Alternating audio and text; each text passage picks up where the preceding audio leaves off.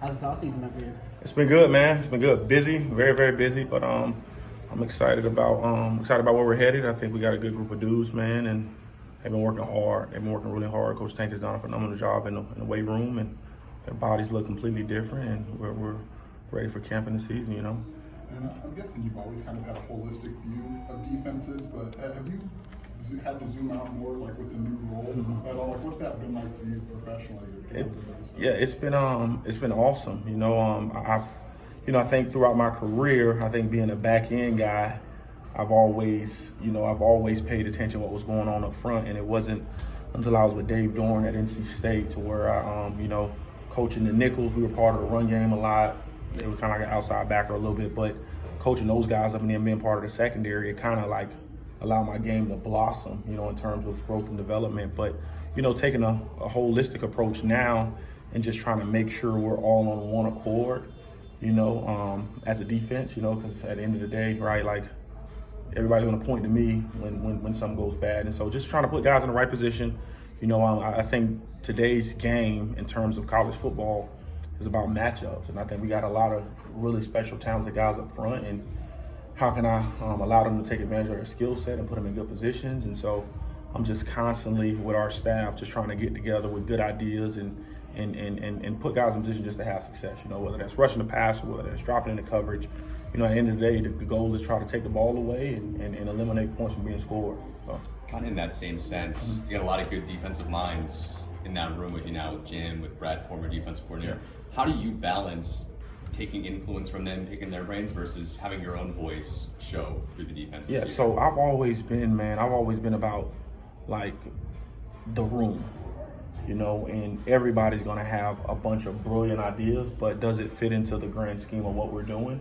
You know, and just trying to manage that, man. Like we have some awesome dudes in the room, no ego guys, and so it's made my job really, really easy. You know, I've been a part of staffs to where, you know, everybody wants to do what they want to do, and if you don't comply, it's like World War III, you know. And so I think with the group of guys that we have, you know, they're all bright, they're all intelligent, they all understand the ins and outs of our defense. So if they come to me with a suggestion or something, it's because they legitimately believe that it could work and it can help us, you know, without flooding the guys with a ton of information. And so that's something that I'm always taking in consideration, man. At the end of the day, right, my goal, right, our goal is just to play good defense no matter how that happens, right? It may look a little different than last year, right? But for the most part, guys, the goal is for guys to fly around and just play fast. You know, so how can I eliminate that extra level of thinking for them? But it's been awesome, man. We got a tremendous room of dudes. And of course, like 20 scholarship guys in the defensive backfield. Like, how would you describe that competition right now? It's awesome, dude. It's absolutely awesome. I think last night was just a small indicator of some guys flashed a little bit, and I think anytime you have competition in a room, it just raises the level of everybody's play, right? Like like if you're a good player, you got to be great now, right? Or you gonna fall by the wayside. And so I was up front with our whole defense in our first unit meeting yesterday, just about, you know, this is how the depth chart is starting, right? You dictate whether it end like this at the end of fall camp, I'm sorry. And so just being transparent with these guys, all of them want to play in the NFL, you know?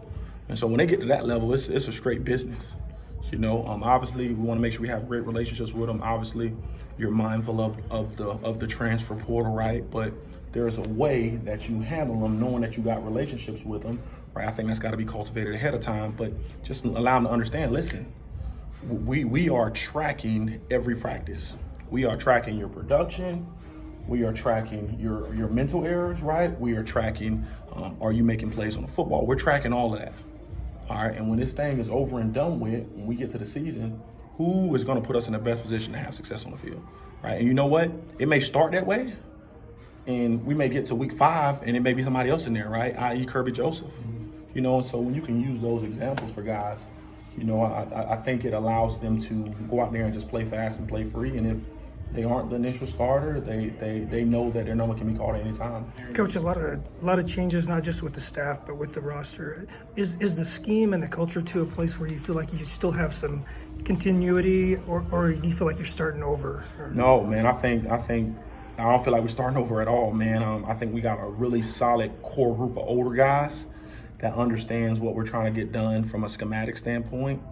And it was really, really cool because in the off season during the summer, our players, crazy, man. Our players they would just come up and watch film. You know, like obviously a lot of times we weren't here in the building, but they would just come up and watch film. And like when you got, and it was a core group of guys kind of leading it. And when you got that kind of leadership, you know, when I got Matt Bailey can stand up in the front of the room and draw up a scheme for Clayton and Demetrius Hill, right? And Prince Ford, who just got here, like that's like you can't put a price tag on that. You know what I'm saying? Like that's absolutely incredible. Right, when I haven't even spoken to these guys about a schematic plan, and Matt Bailey is talking to them about the defense, you know. So I just think where we're at from a developmental standpoint and a skill set standpoint, I think we got some really good guys up front that understand what we're trying to get done. And just because we had guys drafted, the standard and the expectation will not change, you know. And I think the guys who are here are letting the guys who haven't been here know that. And since you mentioned the 3 newest DBs, just what went into maybe pursuing them in the summer, and kind of did they give you something you thought you needed? Yeah, well, I think anytime you lose, right? We lost Kendall Smith, we lost Devin Witherspoon, we lost Quan Martin, we lost Sidney Brown, we lost 4 starters for us in the secondary, right?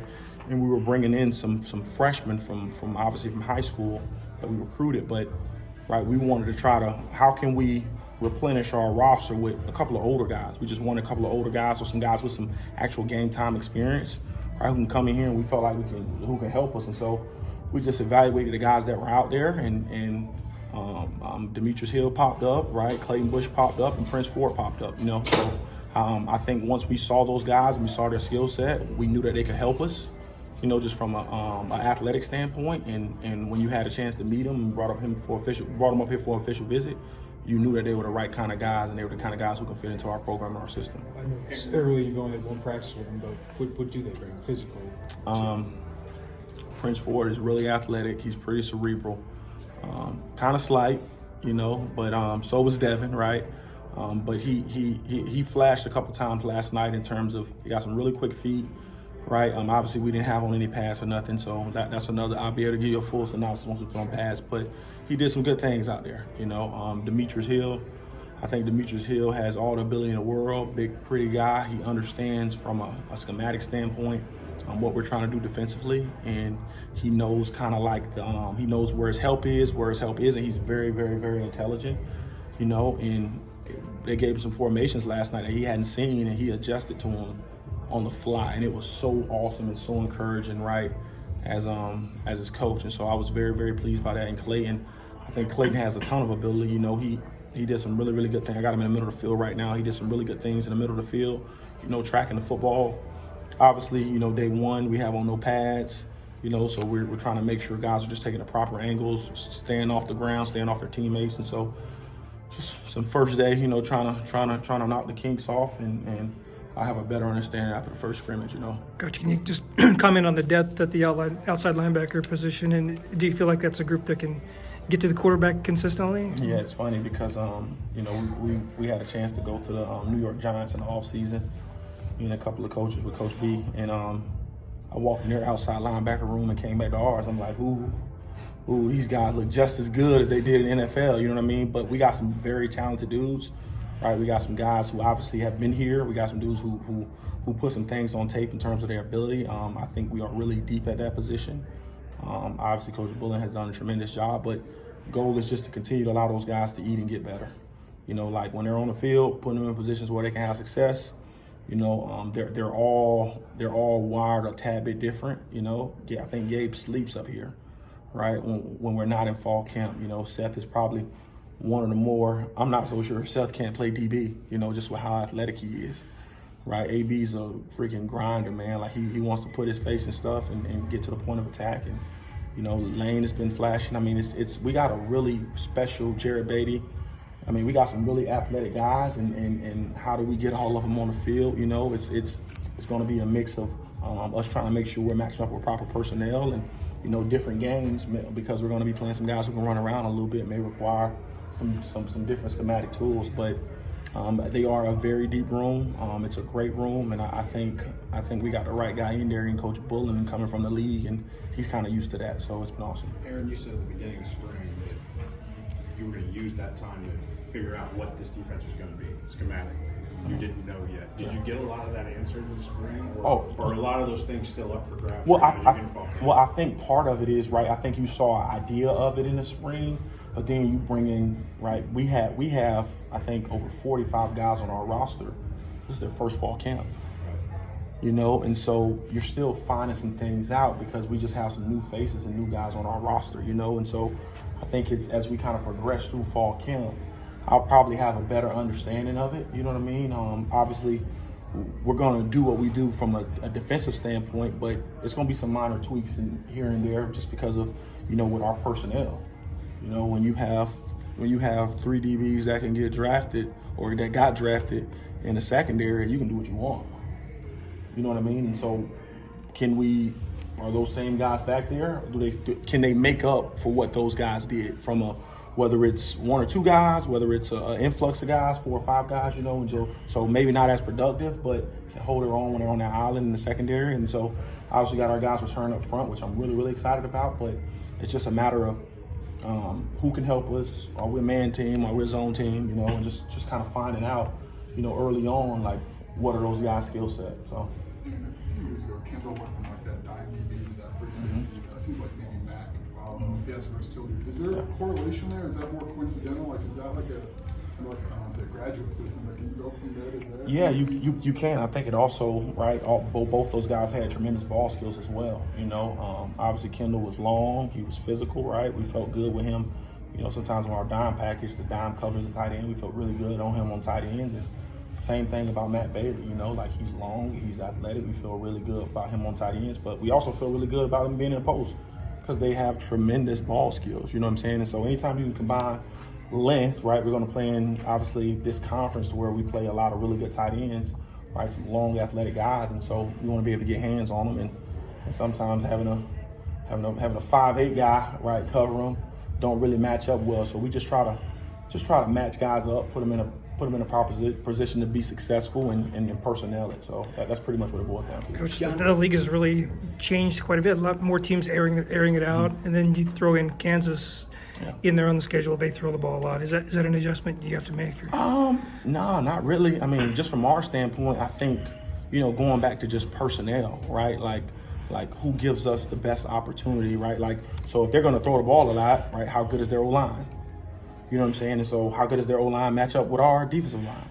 You know, how good does their wide receivers match up with our defensive backs? And so it's really sitting down, watching the tape, where's our strength, and how can we take our strength, right, and put it against what some may consider a weakness for them, you know? And so it'll be a game-to-game thing. You know, it's not this is what we're doing, this is how we're doing it. It's okay, personnel, from a personnel standpoint, who gives us the best chance to, you know, we're going to be playing some running quarterbacks, some guys who can run around a little bit. And so I'll be absolutely crazy to have 8 defensive linemen on the field, right? Like you want to match it up to where you got an influx of guys who can rush the passer really well, guys who are really quick in space and are really good pass rushers, and guys who can cover. And so it's just a matter of watching the tape, coming up with a system as with our defensive staff, and I do think we have the personnel to match up with a lot of guys that we're playing against, but it's just finding a position to put them in to be successful. Aaron, a lot of your players last year kind of said one of the successes of the defense was there just wasn't a whole lot of calls. They were playing instead of thinking. As a coach, have you found that to be really, really beneficial to development when they just can go play? Yeah, absolutely, right. I mean, and then you throw in a transfer portal with it, right? So on top of, right, being relatively simple, transfer portal, the window, right? Some guys come in at the end of spring, right before. Some guys come in right near towards fall camp, and so you try to have a system in place to where they can learn pretty fast. And instead of them spending 2 years trying to learn the defense, right? They know the defense, and they're spending most of their time learning how the offense is trying to attack them. And so, I mean, at the end of the day, right? Like it's about taking the ball away, you know. And so if we can find guys that can fly around and hit people, we got a spot for them. You know what I'm saying? And I think we got a bunch of guys that can do that with that kind of ability. But yeah, like I think from any defense I've been in, Obviously being a play caller now, just trying to make it simple enough so they don't have to think. I think when you're a thinking defense, that's not good. That's not good when you got to think on defense, man. You want guys reacting, you want guys flying around, right? Obviously we got some really talented cats, and they're really, really good when they can just go and operate how they do. Coach, do you feel different yesterday? Yesterday felt different for you than past days as a coach? Yeah. Yesterday felt really different. On July 30th, at 3 a.m., my wife water broke. And so her water broke, and I was in panic mode, and she was not, right? So we called, funny, because I saved labor and delivery on my phone, right, in my favorites, because she made me. Called labor and delivery, let them know we were on our way to the hospital as her waters broke. And so turned on the hazard lights, and I never ran so many red lights in my life. And so yesterday, funny enough, I felt different because not only was it my first fall camp as a defensive coordinator, but it was also my first fall camp as a father. And so my wife, and they're still in the hospital. Girls are doing well. My wife's really sick, but she's fine. She's recovering. But yeah, it's been, my motivation has kind of changed and turned a little bit. I was telling the defensive guys that my passion, my drive has kind of been altered. Just from the standpoint of we truly having kids. You kind of, I don't know. It seems surreal. It seems absolutely unreal, and I still can't believe it. But the girls are in the NIC unit right now, and so to go to the hospital every night at the end of practice, and just sit there and look at them and feed them and hang out with them, it's life changing, dude. I got a whole new motivation and drive. I thought I was a pretty motivated person, but being able to kind of see, I can't believe that they're here, and so I'm just happy that they're. I think hopefully we'll have them home sometime next week, but. Yeah, that's probably the biggest reason why, yesterday was different for me. Yeah, so I'm just like, I can't describe to you how excited I am. I can't describe to you how excited I am for this season, because it'll be the first time that I'll be a defensive coordinator and a father.